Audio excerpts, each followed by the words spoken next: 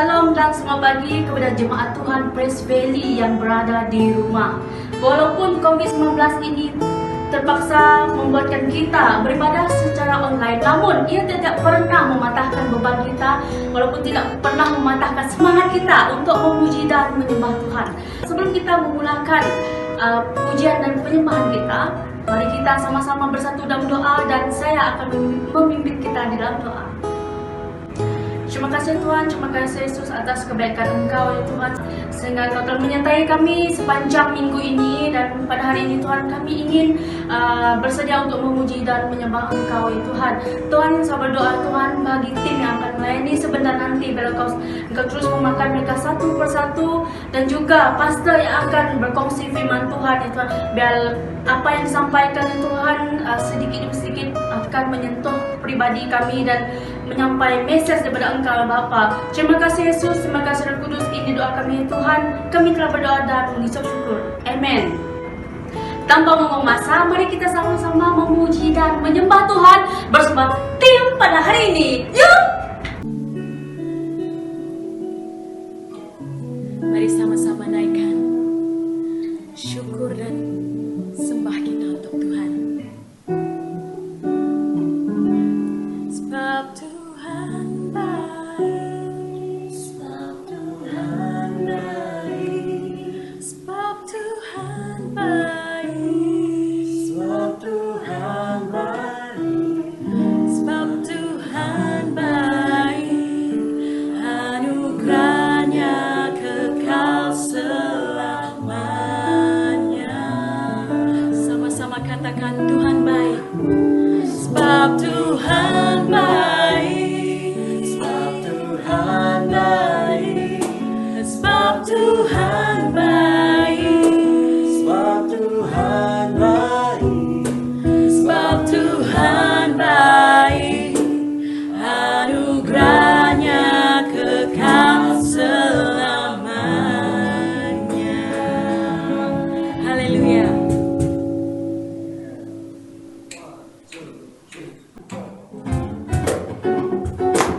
Come on church, mari sama-sama masuk ke rumahnya dan menyatakan kebaikan Tuhan Yesus kita. Amin.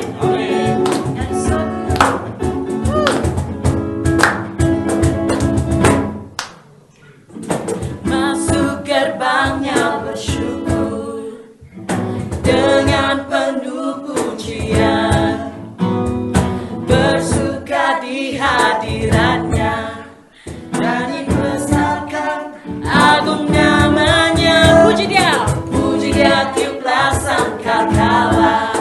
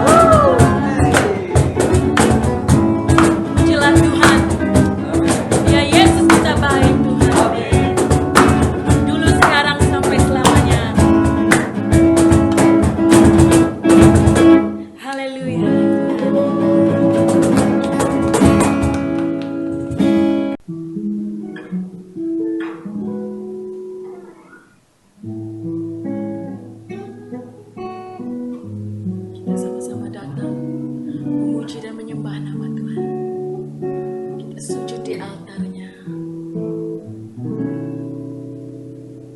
Sujud di altarnya, ku bawa hidupku, Kami terima anugerah-Mu. terima anugerahnya, diampuniku dan bebaskanku. Kau Tuhan, Dia ubah hidupku, baharui hatiku. Sesuatu terjadi saat datang di altarnya.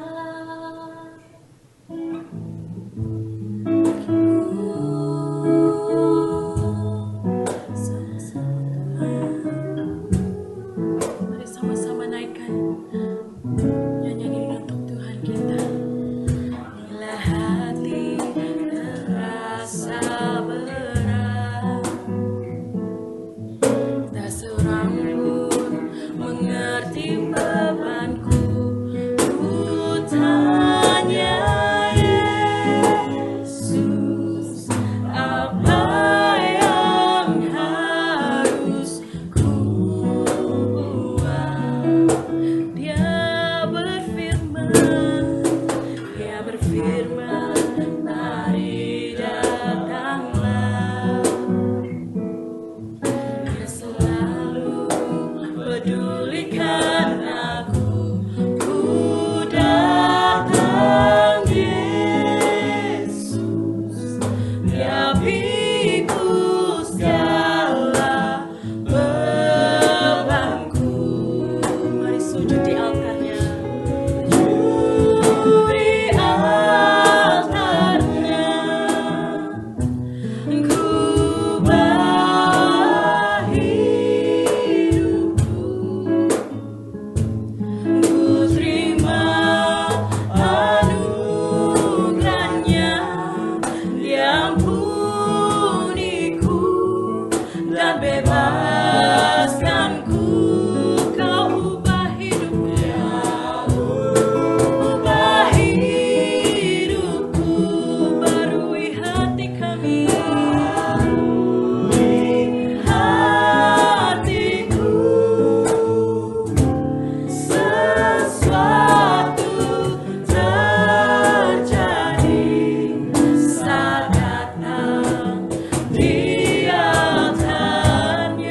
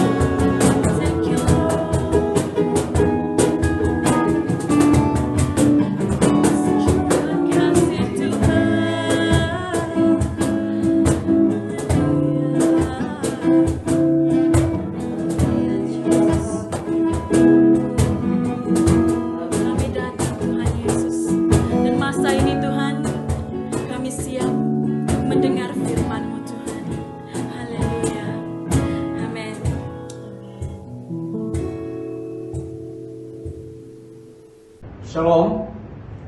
Bersyukur kita kepada Tuhan oleh karena kehidupan dan kesempatan yang sangat indah Tuhan anugerahkan kepada setiap kita. Saya percaya hari ini Tuhan juga sedang mempersiapkan yang terbaik untuk seluruh jemaat Tuhan pada saat ini.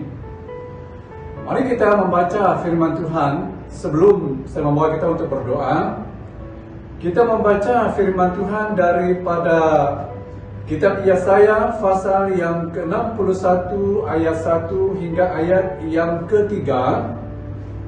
Tulisan besar di atas menurut terjemahan bahasa Malaysia, berita baik tentang pembebasan. Tetapi menurut terjemahan bahasa Indonesia mengatakan kabar selamat kepada Sion. Saya akan membaca dalam terjemahan bahasa Indonesia ayat yang pertama. Roh Tuhan Allah ada padaku, oleh karena Tuhan telah mengurapi aku. Ia telah mengutus aku untuk menyampaikan kabar baik kepada orang-orang sengsara dan merawat orang-orang yang remuk hati, untuk memberitakan pembebasan kepada orang-orang tawanan dan kepada orang-orang yang terkurung kelepasan dari penjara. Ayat 2. Untuk memberitakan tahun rahmat Tuhan dan hari pembalasan Allah kita, untuk menghibur semua orang berkabung. Ayat 3. Untuk mengaruniakan kepada mereka perhiasan kepala ganti abu, minyak untuk pesta ganti kain kabung, nyanyian puji-pujian ganti semangat yang pudar, supaya orang menyebutkan mereka pohon terbantin kebenaran, tanaman Tuhan untuk memperlihatkan keagungannya. Demikian pembacaan firman Tuhan ini. Mari kita berdoa. Saya akan memimpin kita dalam berdoa. Bapa di surga, Bapa yang kami muliakan dalam Yesus Kristus, firman-Mu kami sudah baca dan sebentar kami akan belajar. Kami berdoa dan serahkan setiap hati, pikiran pada kami pada pagi ini ke dalam tangan Tuhan, dan supaya Tuhan memberikan kami pengertian dan memberikan kami hati yang siap untuk menerima firman Tuhan. Kami berdoa biarlah Roh Kudus Tuhan menyertai setiap kami, hamba-Mu yang sebentar membicarakan firman Tuhan, urapi dengan urapan yang daripada Tuhan, supaya hamba dapat membicarakan, menyampaikan firman Tuhan ini di dalam kuasa yang daripada Tuhan. Terima kasih Bapa, dalam nama Yesus kami berdoa dan mengucap syukur. Amin. 2 minggu yang lepas kita belajar daripada satu tema yang mengatakan rahasia menjadi gereja yang kukuh. Pada minggu lepas kita telah melihat 2 rahasia yang menjadikan sebuah gereja, menjadi orang Kristen itu kuat waktu berhadapan dengan cabaran-cabaran yang ada, yaitu yang kita sudah belajar bersama pada minggu yang lepas. Yang pertama yaitu doa ataupun berdoa. Yang kedua yaitu mengasihi Kristus. 2 hal ini yang membawa kita untuk melihat rahasia menjadi gereja yang kukuh. Oleh itu pada pagi ini saya juga ingin membawa kita untuk melihat 2 rahasia yang membawa gereja bertahan, menjadi gereja yang kuat, menjadi gereja yang kukuh di tengah-tengah kesukaran yang sedang kita hadapi di dalam dunia ini.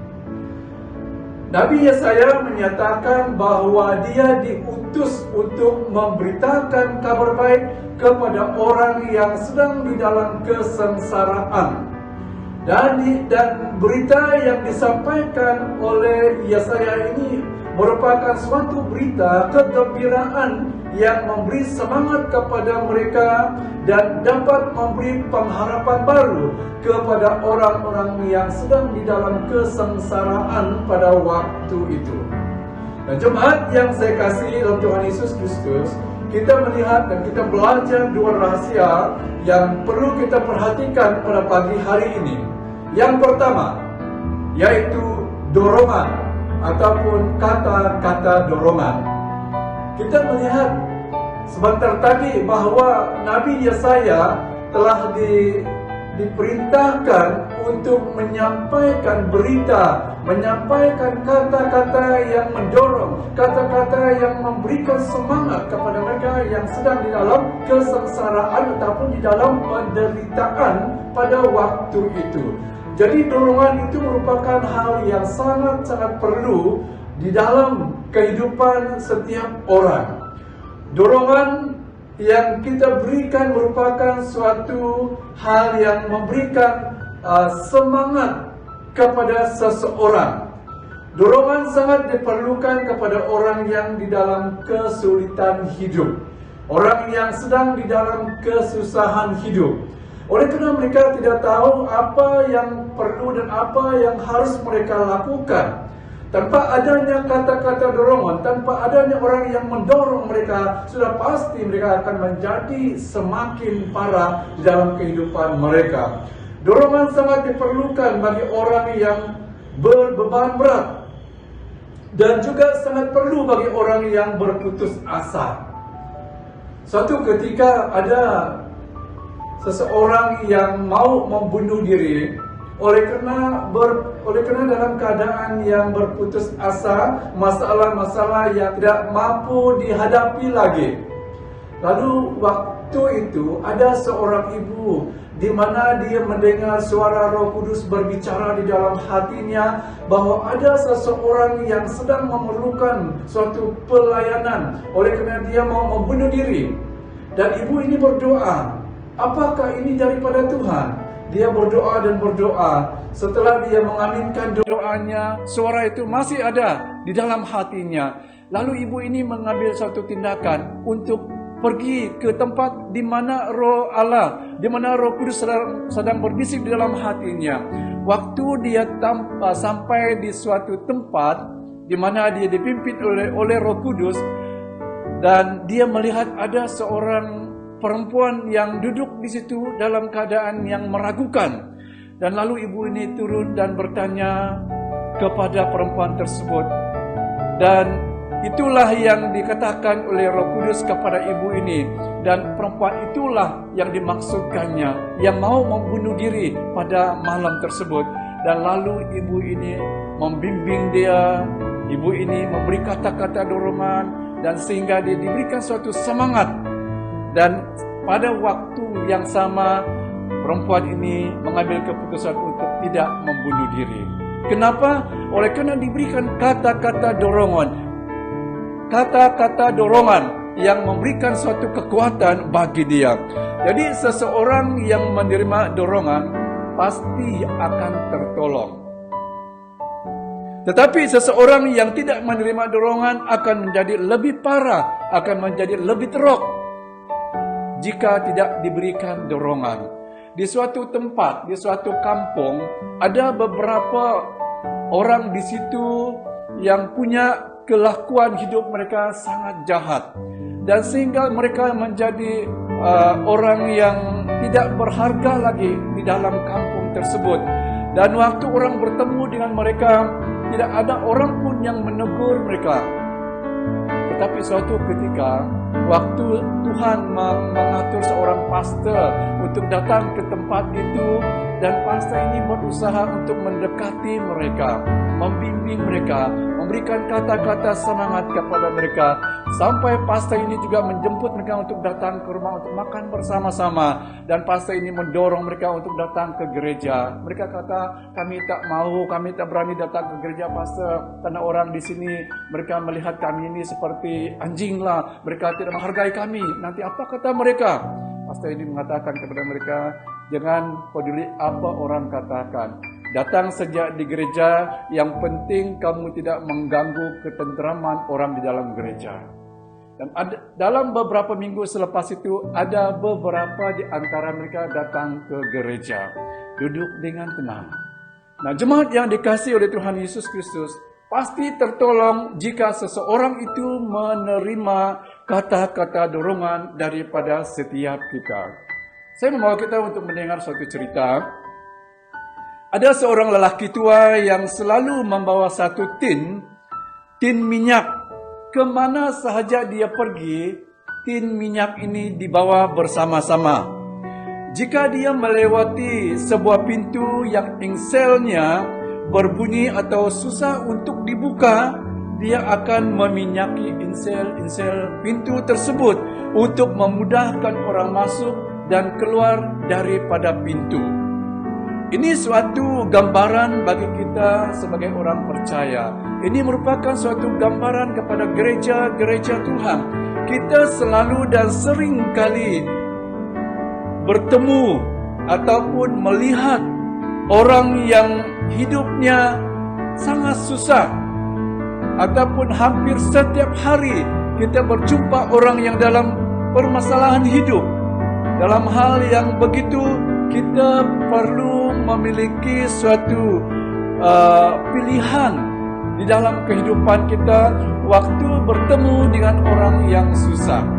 Pilihan yang pertama, sama ada kita menambah masalah mereka dengan mengkritik mereka. Yang kedua, ataupun sama ada kita meminyaki hidup mereka dengan Roh Kudus ataupun dengan firman Tuhan. Ada banyak orang yang kita temui yang memikul beban berat dan yang rindu akan minyak, kata-kata yang bersimpati, kata-kata yang membangun, dan kata-kata yang mendorong daripada kita sebagai orang yang mengenal dan percaya kepada Tuhan. Ada orang lain yang sudah gagal dan sudah berputus asa. Dengan satu titik dorongan dapat memulihkan harapan mereka. Jadi jemaat yang dikasihi oleh Tuhan Yesus, betapa pentingnya, betapa perlunya kata-kata dorongan daripada seseorang itu. Ada pula orang yang lain yang masih kejam, yang masih berkeras hati karena dosa mereka. Perlu kita ketahui orang yang seperti ini boleh menjadi lembut apabila selalu diminyaki oleh kemurahan hati, oleh kata-kata yang memberi semangat dan dorongan kepada mereka.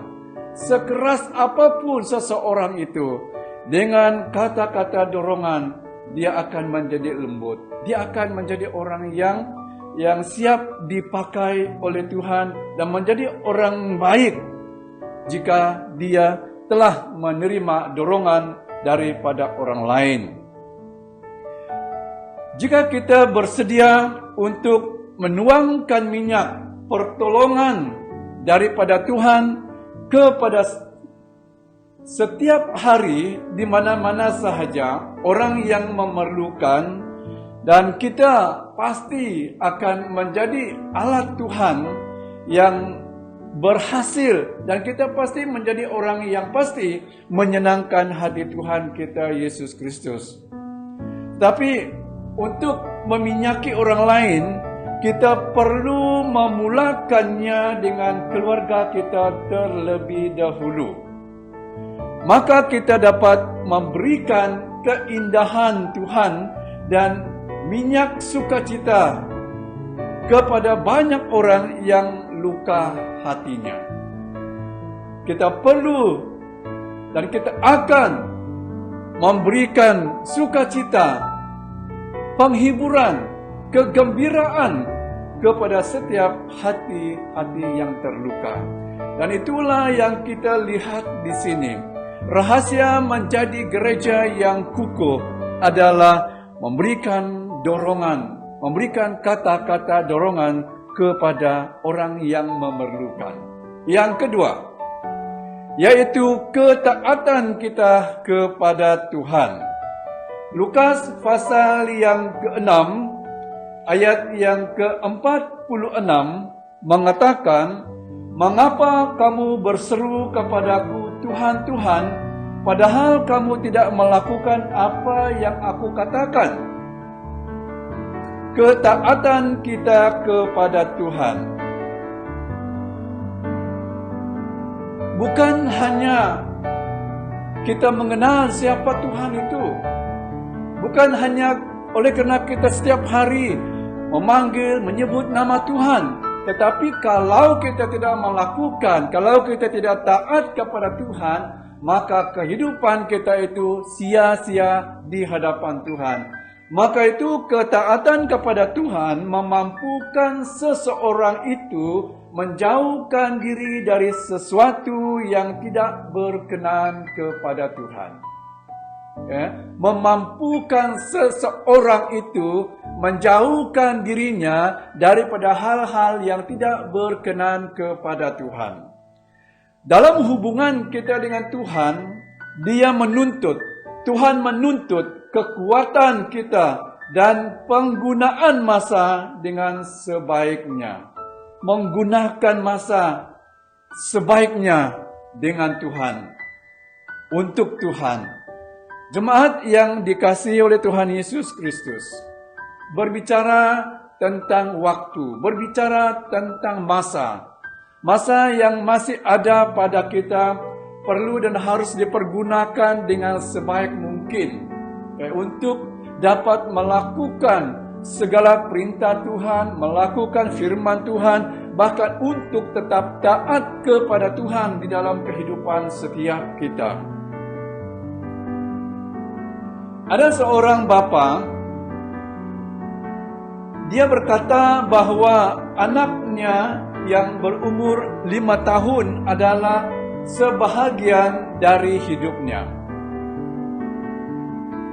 Yang penting ataupun yang paling penting di dalam kehidupannya. Bapa ini menyadari bahwa setiap kali dia turun bekerja, anaknya itu belum bangun. Dan setelah dia balik daripada kerja, anaknya itu sudah tidur. Berarti bapa yang mengatakan bahwa anak ini merupakan sebahagian yang paling penting dalam kehidupannya, tetapi dia tak pernah bersama. Karena waktu dia turun bekerja, anaknya masih tidur. Dan waktu dia balik lewat dari bekerja, anaknya pun sudah tidur. Jadi di sini untuk dapat bersama dengan anaknya, pada suatu hari bapa ini membawa anaknya ke tempat bekerja. Anaknya bertanya kepada bapanya, "Bapa, inikah tempat tinggalmu?" Bapa itu mengaku bahwa anak itu penting, tetapi kelakuannya itu menyatakan bahwa kerjalah yang benar-benar dihargainya, bahwa pekerjaan itulah yang benar-benar diutamakannya. Hubungan gereja, hubungan orang Kristen dengan Kristus Yesus menuntut ketaatan kita, bukan perasaan mesra daripada seseorang. Tuhan sangat menuntut ketaatan kita bersama di dalam Yesus Kristus. Tuhan bertanya kepada orang yang mengikuti Dia, "Mengapa kamu mengatakan Tuhan, Tuhan, tetapi tidak menurut kata-kataku?" Dalam Lukas pasal 6 ayat yang ke-46 tadi. Yesus menggambarkan kenyataan penting itu dengan perumpamaan pembina rumah yang bijak dan pembina rumah yang bodoh. Menurut Lukas pasal yang ke-6 ayat yang ke-47 hingga ayat yang ke-49 berkata demikian. "Setiap orang yang datang kepadaku dan mendengarkan perkataanku serta melakukannya, aku akan menyatakan kepadamu dengan siapa ia dapat disamakan." 48. "Ia sama dengan orang yang mendirikan rumah. Orang itu menggali dalam-dalam dan meletakkan dasarnya di atas batu. Ketika datang air bah dan banjir melanda rumah itu tidak dapat digoyahkan karena rumah itu kokoh dibangun." Ayat yang ke-49. "Akan tetapi barang siapa mendengar perkataanku tetapi tidak melakukannya, ia sama dengan orang yang mendirikan rumah di atas tanah tanpa dasar. Ketika banjir melandanya, rumah itu segera rubuh dan hebatlah kerusakannya. Ayat ini membawa kita untuk melihat bagi orang yang mendengar firman Tuhan dan tidak melakukannya, disamakan seperti orang yang mendirikan rumahnya di atas tanah tanpa ada dasar yang kukuh. Bahkan orang yang mendengar dan melakukan firman Tuhan disamakan dengan orang yang mendirikan rumahnya di atas batu. Waktu banjir datang melanda itu dan rumah itu tidak goyah. Oleh itu jemaat yang saya kasih dalam Tuhan Yesus Kristus, bahwa betapa perlunya, betapa pentingnya ketaatan seseorang itu kepada Tuhan. Dasar batu yang teguh bagi rumah yang dibina oleh pembina yang bijak menggambarkan hasil ketaatan kita kepada Tuhan Yesus. Suatu contoh orang yang taat dalam firman Tuhan yaitu Raja Asa. Raja Asa memerintah 41 tahun di Yerusalem. Dia salah satu dari anak Daud. Neneknya bernama Maaka. Asa melakukan apa yang baik di mata Tuhan. Pelacuran dan berhala-berhala dihentikannya, disingkirkannya. Dia memecat neneknya dari pangkat ibu suri atau ibunda ratu. Mengapa Asa sanggup? Mengapa Asa berani melakukan yang demikian? Oleh sebab dia menghormati Allah. Oleh sebab Asa, oleh kerana ketaatan Asa kepada Allah, dia dapat melakukan semua itu. Dengan ketaatan kita kepada Tuhan, menjadikan kita berani untuk mengalahkan segala yang duniawi. Oleh kerana ketaatan seseorang itu kepada Allah, maka itu menjadikan kita berani, sanggup untuk mengalah, melawan segala yang duniawi. Maka itu Paulus berkata dalam Filipi pasal 4 ayat yang ke-13, segala perkara dapat kutanggung di dalam Dia yang memberi kekuatan kepadaku.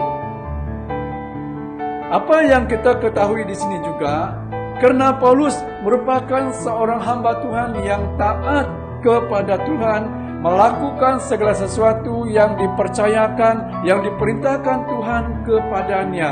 Karena ketaatan Paulus kepada Allah, segala perkara yang sukar sekalipun dia mampu untuk menghadapi semuanya. Bukan kerana kekuatannya, tetapi oleh kerana Tuhan yang memberikan kekuatan kepada Paulus, oleh kerana ketaatannya kepada Tuhan. Demikian halnya bagi kita. Taat kepada Tuhan, kita mampu mengalahkan yang jahat dan mengalahkan yang jahat dengan kebaikan. Menurut Roma pasal 12 ayat yang ke-21, menurut berita baik, janganlah biarkan diri kamu dikalahkan oleh kejahatan, tetapi kalahkanlah kejahatan dengan kebaikan. Itulah yang kita lihat daripada bahagian firman Tuhan pada pagi hari ini. Jemaat yang dikasihi oleh Tuhan Yesus Kristus, menjadikan kita orang Kristen yang kukuh, menjadikan kita gereja yang kukuh. Marilah kita saling memberikan kata-kata dorongan kepada mereka yang memerlukan. Marilah kita hidup taat kepada Tuhan. Disinilah kuncinya kita menjadi gereja, menjadi orang Kristen yang tetap berdiri teguh, menjadi orang Kristen yang kukuh dalam iman percaya kita kepada Tuhan Yesus Kristus. Demikianlah pelayanan firman Tuhan yang kita belajar bersama pada pagi hari ini. Dan sebentar nanti kita akan bersama-sama untuk menikmati perjamuan Tuhan. Dengan itu saya mengharapkan seluruh jemaat Tuhan, keluarga-keluarga di tempat masing-masing untuk bersedia dan menyediakan roti air supaya kita nanti bersama-sama melaksanakan perjamuan Tuhan bersama-sama. Minggu ini merupakan minggu di mana memperingatkan kita semua tentang kematian dan pengorbanan Tuhan Yesus di atas kayu salib demi untuk menyelamatkan kita dan menggantikan kita daripada segala dosa dan pelanggaran-pelanggaran yang telah kita lakukan kepada Tuhan. Oleh itu jemaat Tuhan, mari kita datang kepada Tuhan dalam doa terlebih dahulu. Saya akan memimpin kita di dalam doa. Bapa di surga, Bapa yang kami muliakan di dalam anak-Mu Yesus Kristus. Kami berterima kasih atas pengorbanan Tuhan yang begitu besar, yang telah menyerahkan anak-Mu Yesus Kristus datang ke dalam dunia ini dan mati untuk menebuskan kami daripada segala dosa dan pelanggaran kami. Hari ini merupakan hari memperingatkan kepada kami tentang kematian Tuhan Yesus Kristus. Biarlah seluruh jemaat Tuhan pada hari ini memiliki suatu hati yang siap untuk layak bersama-sama menerima perjamuan Tuhan pada pagi hari ini. Terpuji nama Tuhan, dalam nama Yesus kami sudah berdoa. Amin. Ya, saya akan membaca ayat daripada 1 Korintus pasal 11 ayat 23 hingga ayat yang ke-29.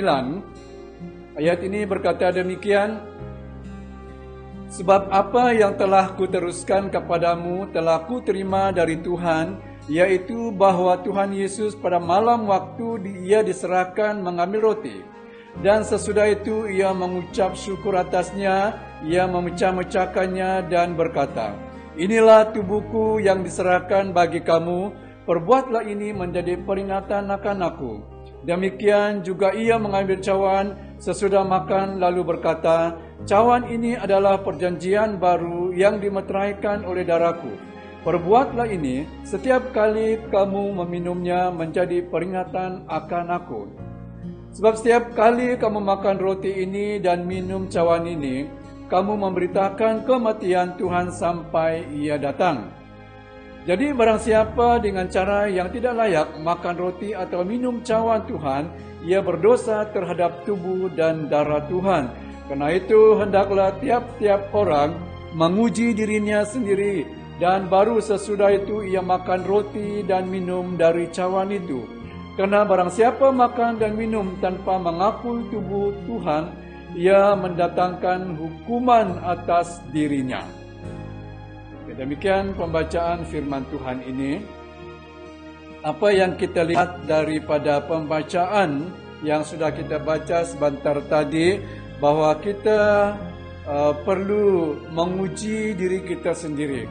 Ayat yang ke-28, karena itu hendaklah tiap-tiap orang menguji dirinya sendiri, dan baru sesudah itu ia makan roti dan minum dari cawan itu. Saya mengajak jemaat Tuhan, kita pejamkan mata, kita renungkan diri kita masing-masing di hadapan Tuhan, menguji diri kita di hadapan Tuhan.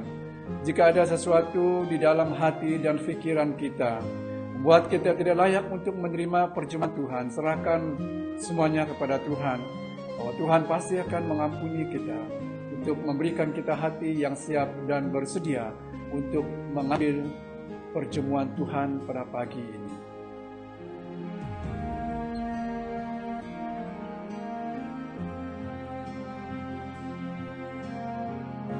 Bapa di surga, kami datang merendahkan diri kami di hadapan salib-Mu.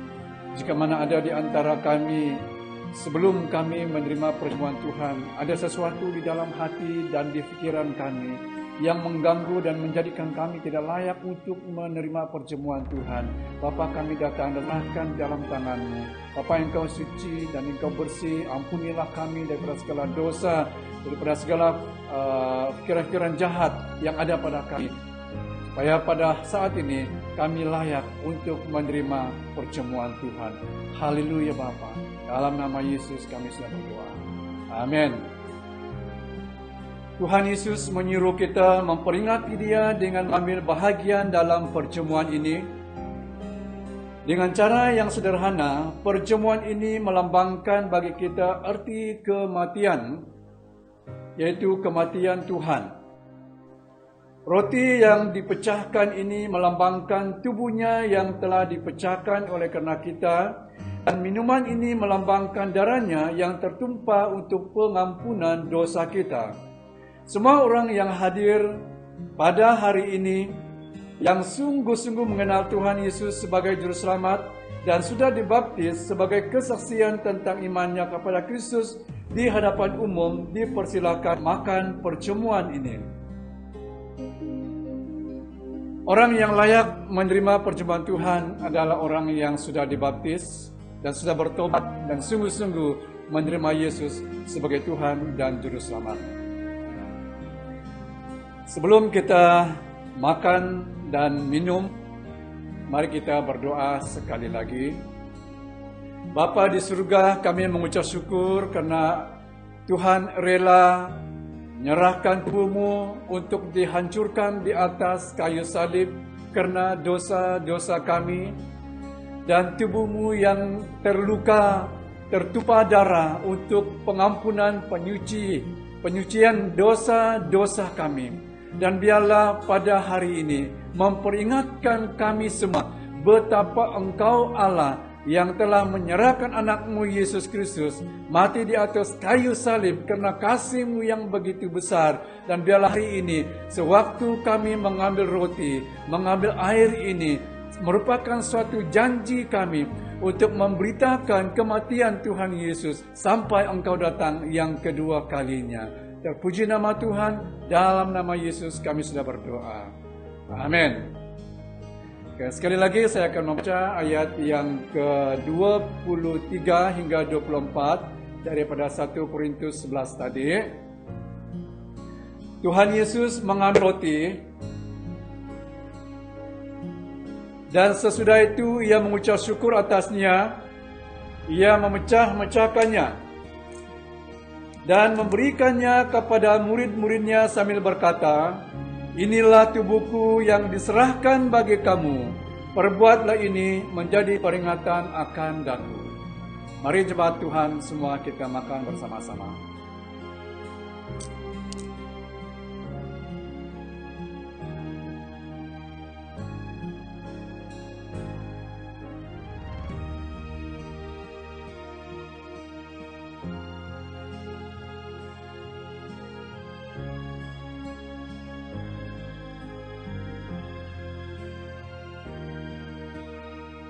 Lalu ayat yang ke-25 dan 26, demikian juga Tuhan mengambil cawan.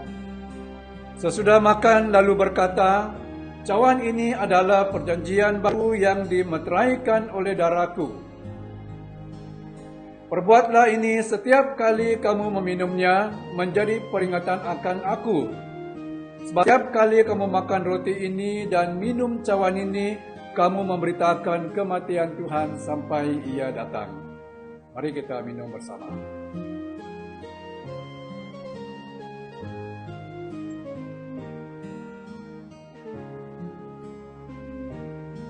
Mari jemaat Tuhan kita berdoa.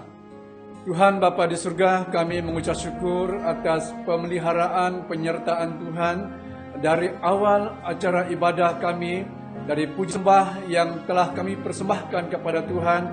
Biarlah semuanya untuk kemuliaan bagi nama-Mu ya Bapa. Engkau berkati seluruh anak Tuhan yang sudah menjaya pelayanan ini. Dan biarlah apa yang kami lakukan pada hari ini bukan hanya untuk manusia, tetapi semuanya adalah untuk kemuliaan bagi nama Tuhan Yesus Kristus dan memberkati seluruh jemaat Tuhan dan pendengar-pendengar sekalian. Terima kasih Bapa. Kami berdoa kiranya dalam kehidupan kami sepanjang minggu yang akan datang ini, kesehatan jasmani, kesehatan rohani kami, Tuhan Engkau memberkati. Jadi kami orang yang berdiri teguh, menjadikan kami gereja yang kukuh di dalam Tuhan kami Yesus Kristus. Terima kasih karena Engkau Allah yang baik, yang telah memberikan terbaik bagi kami semua pada hari ini. Ini doa kami dalam nama Yesus, hamba-Mu berdoa dan mengucap syukur. Amin. Sekian ibadah kita pada hari ini. Tuhan memberkati seluruh jemaatnya. Tuhan